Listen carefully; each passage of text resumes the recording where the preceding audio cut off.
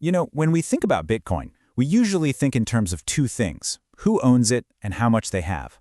But what if there was another dimension to it? What if you could control when Bitcoin could be spent? Welcome to the fascinating world of Bitcoin time locks. So let me ask you a question. Let's say you want to send a Bitcoin gift to a young family member, but you want to be absolutely sure they can't touch it until they graduate, maybe in 2030. You'd need some kind of digital vault with a time release lock. Well, this isn't just a thought experiment. It's the exact problem that led to one of Bitcoin's most powerful features. All right, so here's our game plan for this explainer.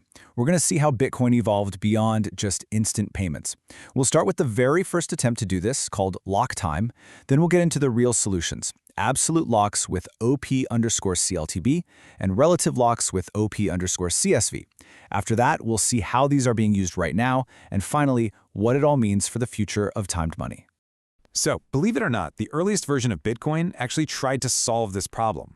It had a feature that was a really good idea in principle, but as we're about to see, it came with a pretty big flaw. This feature is called LockTime, and it's basically this little field you can add to a transaction that says, "Hey network, hold up. Don't process this thing until we hit a specific block number or a specific time." And at first glance, you'd think, perfect, problem solved for our graduation gift, right? You just create the transaction, pop in the future date, and boom, you're done. The money is all scheduled. But, and this is a huge but, here's the catch.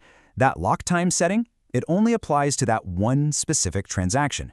Nothing stops the sender, you in this case, from just making a brand new transaction with the exact same coins and spending them immediately. It wasn't a real cryptographic lock. It was more like a pinky promise. And in Bitcoin, that's just not good enough. So to actually fix this, Bitcoin needed something way stronger. It needed a way to basically tattoo the time lock right onto the Bitcoin itself. And that's where a huge upgrade called OP_CHECKLOCKTIMEVERIFY, or just CLTV, comes in. Think of it like handcuffing your Bitcoin to a specific date on the calendar. Now here's the game changer. CLTV isn't just a suggestion on the transaction, it's a hard-coded rule in the output, the actual piece of Bitcoin being sent. It becomes part of that coin's DNA, saying this specific chunk of money cannot be moved until this specific time.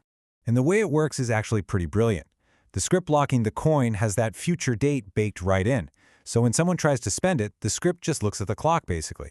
If it's too early, nope, transaction fails. The network just rejects it. If the time is right, okay, you can proceed to the next step, which is checking the signature. The rule is enforced by the entire network. Okay, so absolute locks are awesome for something like a graduation, a fixed date we all know. But what if you need something more flexible? For that, we need a totally different kind of lock. This isn't a calendar date. It's more like starting a countdown timer. Think about it like this. What if you need a delay that only starts after something unpredictable happens? For instance, say you're in a shared fund with a business partner. What if they just vanish? You need a safety switch that lets you get your money back after, say, 30 days of them being MIA. You can't set a calendar date for that because you don't know when they might disappear.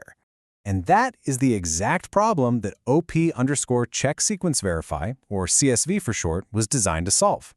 Instead of saying don't spend until January 1st, 2030, CSV says, hey, you can't spend this for at least 1,000 blocks after it was first locked up. It's a relative countdown that starts ticking the moment the lock is created. All right, so let's put these two side by side just to make it super clear. You've got CLTV, the absolute lock, which is tied to a specific calendar date or block. Perfect for that graduation gift. Then you've got CSV, the relative lock, which starts a countdown from when the coin was locked. This is the one you need for more complex stuff like payment channels or secure escrow. Okay, I know this all sounds pretty deep in the weeds, right? A little technical. But these tools, CLTV and CSV, they're not just theoretical concepts. They're the literal bedrock for some of the most powerful things being built on Bitcoin today. I mean, look at this list. The Lightning Network? The thing that makes fast, cheap Bitcoin payments possible? It flat out would not exist without time locks. Same goes for atomic swaps, secure vaults. I mean, this technology really kicked open the door for a whole new level of innovation.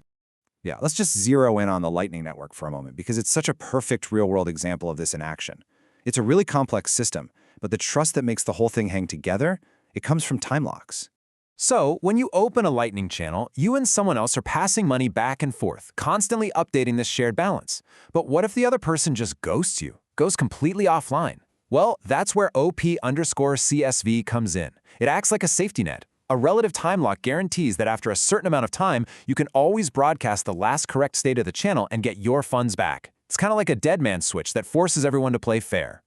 All right, so let's pull back for a second. Why is this such a big deal?